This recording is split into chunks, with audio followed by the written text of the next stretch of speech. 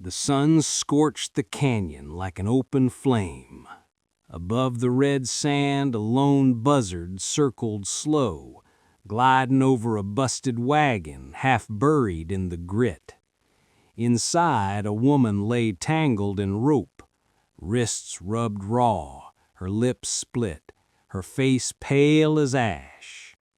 A swarm of flies buzzed lazy in the heat, settling where the rope had cut through skin.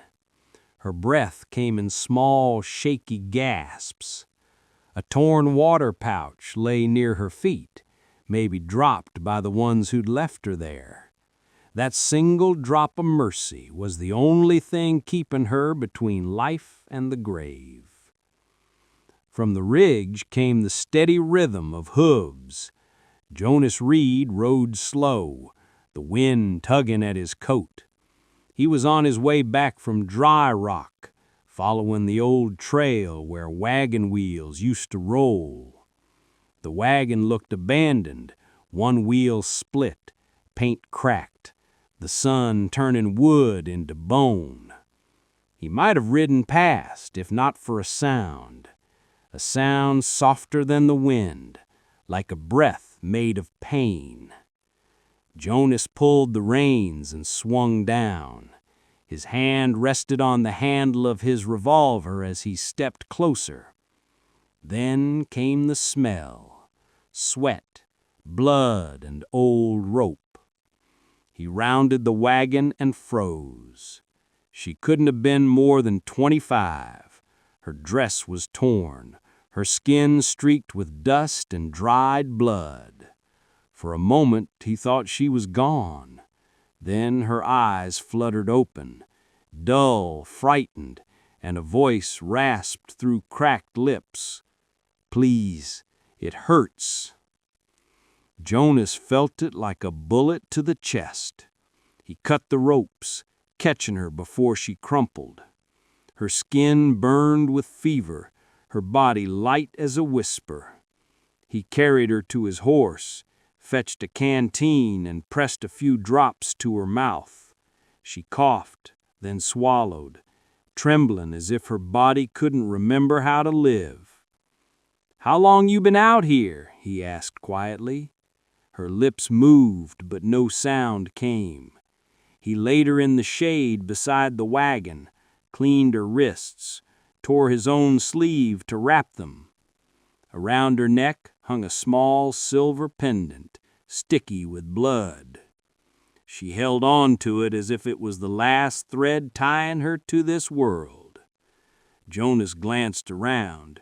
No footprints, no wagon team, no clue who'd done this. The wind swept hard, carrying dust across the plain. He looked back at her, her face peaceful but streaked with tears. He couldn't leave her. He lifted her once more, placed her across the saddle, and turned toward Dustwater Creek. The horse snorted, uneasy. Even the beast could smell the cruelty that lingered here.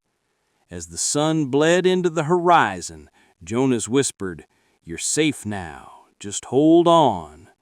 But deep down he felt it. This wasn't random. It was a warning written in blood and rope. When the woman woke, it was to the smell of coffee and burning wood. For a second, she thought maybe she was dead. Then pain reminded her otherwise. She tried to move, but her body screamed. Her arms were bound in clean cloth, not her own doing. "Easy there," a voice said. She turned her head. Jonas sat near the stove, stirring beans in a tin pot. A bandage ran up his forearm. His face was cut, tired, kind. "Where am I?" she whispered. "Dustwater Creek, my cabin." He handed her a cup of water. "Drink slow. You were close to gone when I found you." For the next 2 days, the woman, her name was Clara, drifted between dreams and fever. Jonas fed her broth, changed her bandages, spoke little, but never left her too long. By the third sunrise, her fever broke. When she finally woke for real, the light seemed softer. Colors returned to the world. She took a sip of water, and tears welled in her eyes. "Thank you," she said, voice shaking. Jonas nodded. "You want to tell me who did this?" Clara stared into her cup. "My boss," she whispered. "I worked for the Crowleys over near the river. He came to the barn one night, tried to touch me. I hit him. His wife saw and thought I was chasing him. She always hated me. That night she got her excuse." Jonas's jaw clenched. The beans hissed in the pot. "They tied me up," Clara said, voice cracking. "Said I needed to learn shame." Jonas didn't speak. His eyes stayed on the fire. "And they left you out there to die," he said finally. She nodded, lips trembling. "I didn't cry until I saw you. Guess I finally felt safe enough to." He looked at her then, really looked. Too young to have eyes that old. He poured her a bowl of beans. "Eat," he said. She smiled faintly. "You always feed strangers like this?" He smirked. "Only the half-dead ones." She laughed, soft, unsure, but it was the first laughter the cabinet heard in a long time. Outside, the heat screamed through the trees. Inside, peace hung fragile as glass. That evening, Jonas stepped out to fetch water. In the dust, he saw fresh tracks. Horses, 3 or 4, heading west. His gut turned cold. Someone knew Clara was still alive, and they were coming. That night, the wind hit hard, howling through the cracks. Jonas checked the horses, the rifle, the lantern. Clara sat near the stove, hair brushed, a blanket tied around her. "Can't sleep?" he asked. "Every time I close my eyes, I hear him," she whispered. Jonas poured coffee into 2 tin cups. "Then don't. Sit and drink." They sat quiet for a long while. Before dawn, the dogs barked. Jonas stood rifle in hand. Out on the trail, dust rose. 3 riders. At the front rode Richard Crowley, and he wasn't smiling. Jonas stepped out onto the porch. Crowley pulled up, spit into the dirt. "You got something of mine, Reed." Jonas's voice was calm. "Don't see your name on her. She's a liar and a thief. She belongs to the law." Clara stepped out behind Jonas, shaking but brave. "You left me to die." Crowley's face twisted. He lunged, words filthy, but Jonas was faster. The 2 men crashed to the ground, fists flying. Jonas fought with the kind of rage that's born from loss and dust and too many graves.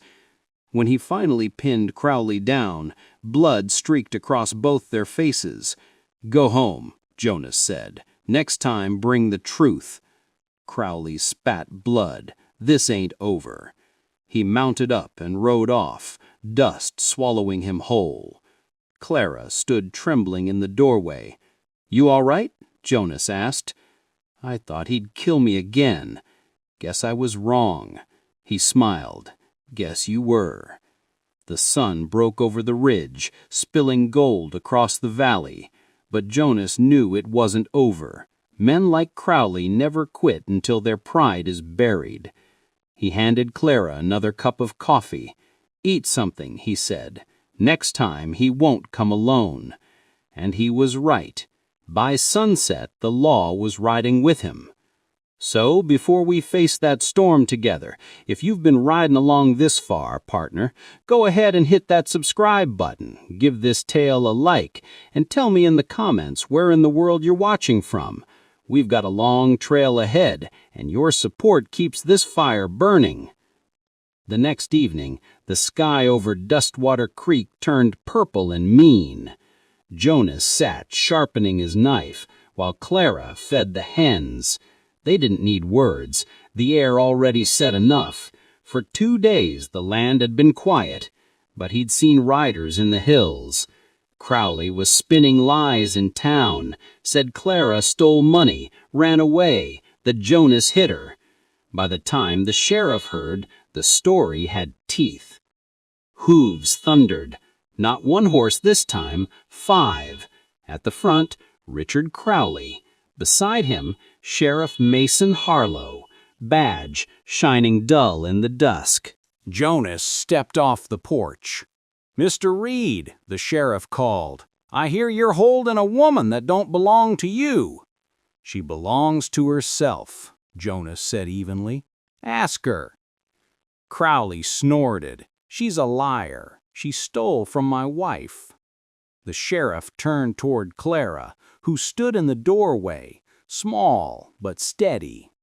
"I stole nothing," she said. "He tied me up and left me in the sand. Ask him where the rope burns came from." Crowley laughed, but it sounded hollow. The sheriff watched, silent.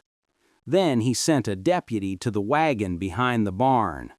Inside, they found a torn cloth, Crowley's ranch brand stitched in gold. And in the dry creek bed, a piece of fabric still tangled with rope fibers and blood. Clara pointed. "That's mine. He used it to gag me." The sheriff's eyes softened. He turned to Crowley. "You got a strange way of showing kindness to your workers." Crowley's face flushed. "You can't prove a damn thing." The sheriff rested his hand on his pistol. "Maybe not today, but I'll be watching you." Crowley spat, swung onto his horse, and rode off, his pride louder than his heart. When the riders disappeared, Clara leaned against the doorframe, shaking with relief. Jonas watched them fade into the dust.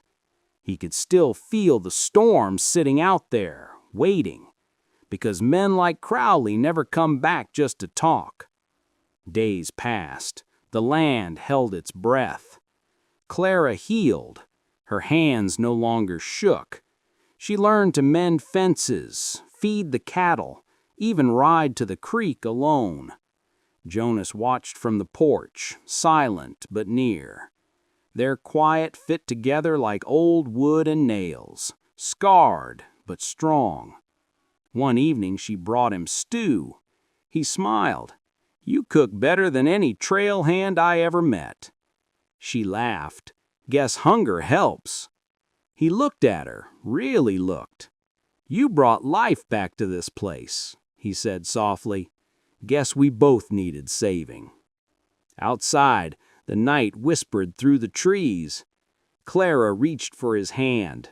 No words, just understanding. By spring, Dustwater Creek bloomed again. Wild flowers spread where blood once dried.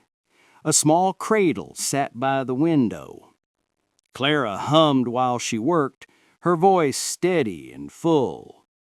Jonas stepped in, sunlight on his shoulders, dirt on his boots. "This place finally feels like home," he said. She smiled. "It always was. We just had to earn it." Maybe that's the secret hidden in the dust of the West, that pain can carve strength and kindness can grow even in hard ground. So tell me this. If you had ridden past that broken wagon on that blazing afternoon, would you have stopped? If this story stirred something in you, don't forget to subscribe and leave a comment so you don't miss the next ride through the wild heart of the frontier. Now lean back, breathe slow, and tell me, what time is it where you're watching from?